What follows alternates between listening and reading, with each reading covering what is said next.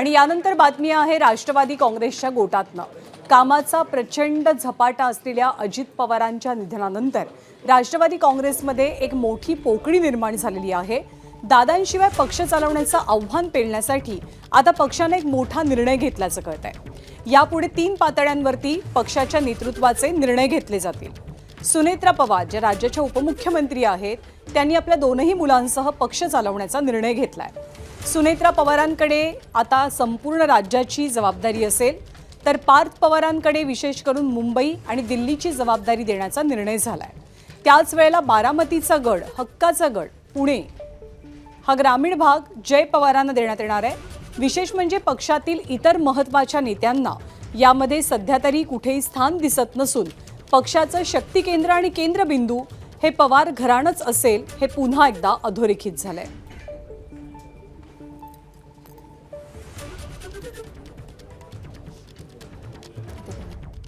अजित दादा राष्ट्रवादी काँग्रेस पक्षाचे अध्यक्ष झाल्यापासून आम्ही आमची एक वेगळी भूमिका तेव्हापासून आम्ही स्वीकारलेली आहे। आम्ही काय परिवाराच्या वादामध्ये काय पडू इच्छित नाही।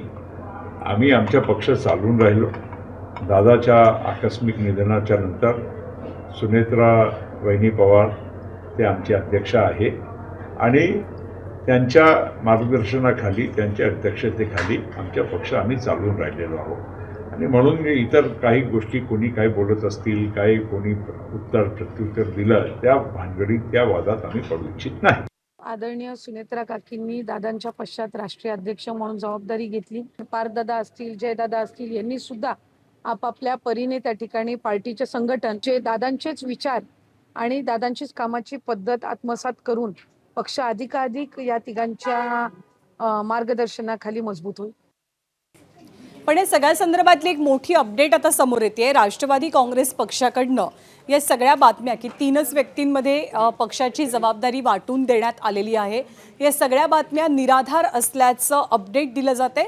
या संदर्भातली माहिती यापुढे जशी मिळेल ती अर्थातच आम्ही तुमच्यापर्यंत पोहोचवू। पण सध्या भाजपकडनं राष्ट्रवादी फोडण्याचं काम सुरू आहे असा थेट आरोप काँग्रेसकडनं केला जातोय। नाना पटोले या संदर्भात काय म्हणाले आपण पाहूया। त्यांच्या पक्षाचे निर्णय त्यांनी घ्यायचे। त्यांच्या पक्षामध्ये आम्ही लुडबुड करून आम्हाला काय प्राप्त होणार आहे, त्याच्यामुळे तो आमचा भाग नाही। भाजप त्यांच्या पक्षामध्ये लुडबुड करते आहे आणि त्यांचे आमदार तोडायला प्रयत्न चालू झालेला आहे, त्यांचे काही मंत्री तोडायचा प्रयत्न सुरू झालेला आहे। त्यामुळे आम्हाला त्याच्यामध्ये काही लुडबुड करायचं कारण नाही, पण भाजप आपल्या कामाला लागलेली आहे हे तुम्हाला मी या निमित्तानं सांगतो। एबीपी माझा, उघडा डोळे बघा नीट।